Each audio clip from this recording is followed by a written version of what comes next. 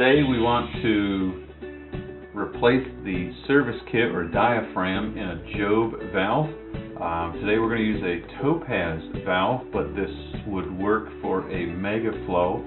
So either the megaflow or topaz valves made by JOBE Valves out of New Zealand.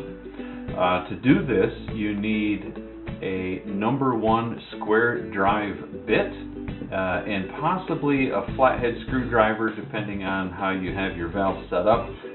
This one I've chosen the most complicated setup, which is a topaz using the extension arm. The diaphragm sits inside of here, and we have a replacement diaphragm kit which we'll get into in a minute.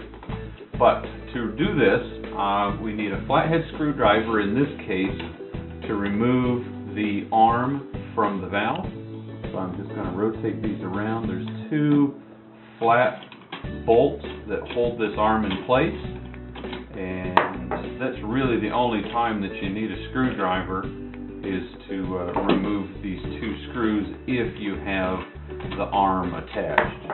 I don't have to remove it, but for servicing it does make it a lot easier. Without it, I can now see all 6 of the #1 square drive screws that hold the valve together. The service kits come with a small manual, hand gadget for taking these off. Since I'm going to be doing this, I decided to just get one from the local hardware store. I got one and I've attached it to my cordless drill, which makes it an awful lot easier. So I'm just going to take these 6 screws off from here.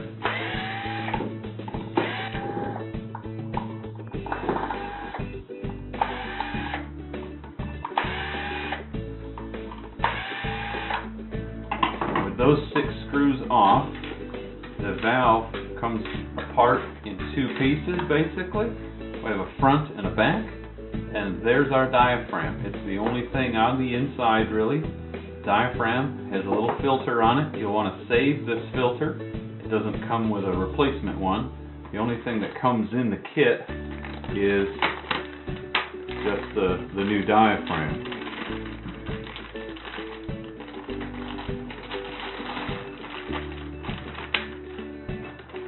So as you can see, you just get a new diaphragm and you put that in. The things we want to look for in replacing our diaphragm is the debris that might be stuck in the filter. We want to make sure that that's working properly, that it moves back and forth freely. Sometimes debris gets up underneath the filter and causes this pin to not want to work or move back and forth. A little calcium or iron builds up on it. You want to make sure that that's working freely. And then that's ready to go back in. It just sits there and gets pinched on. But since you're going to service one, if you're going to do it, you really have to make sure that this part here is also clean. There's as I move this in and out with the arm, you want to make sure there's nothing holding that back or hindering it, keeping that from sealing up properly. And then basically we're going to just put it back together like this, put those screws back in place. And that's how easy it is to service the topaz or megaflow valves. And pretty much just making sure that the debris is out of them as we do it. This valve's nice and clean, so there is no debris to scrub out, but you could scrub that debris out if need be.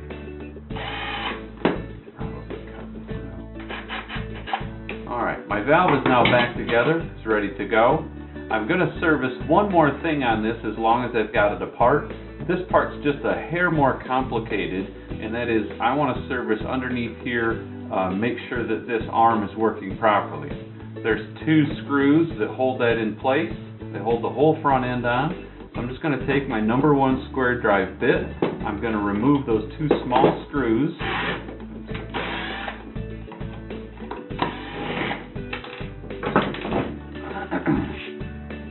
And as you can see that it kind of wants to pop off on its own, that's fine. This nose comes off, and it's important to kind of focus on how this goes together because you have to put it back together. You just gently pull this off. There's 2 rocker bearings here. You just have to make sure that you get those back on facing forward. You see how they slide right onto that, and that's how they do that. So you just want to make sure you kind of remember how that goes. But the thing that we're looking for here is take the spring off and any dirt or debris that can get stuck around this start pin. If this start pin cannot move in and out freely, it's going to cause problems. Mine's nice and clean, so I'm going to put the spring back on. I'm going to put my rocker arm and the float arm back on. I'm going to put this cap on. You have to slide the cap over, get it over this Frost Pro plug, and then it kind of snaps down into place. And then you have to put these two little screws back in and just gently tighten these on. There's no real force holding these in. Some people try to really tighten these in too tight. You just really want to snug them on like that. And the valve now back. Make sure the arm's working. It should move up and down freely without any real resistance. The topaz valve is then ready to be put back in. I'm going to attach the arm back onto it. That was the installation that I had. This is for an above water mounting. I just put my two screws or bolts back, tighten them on, and the valve's ready to go back into the trough.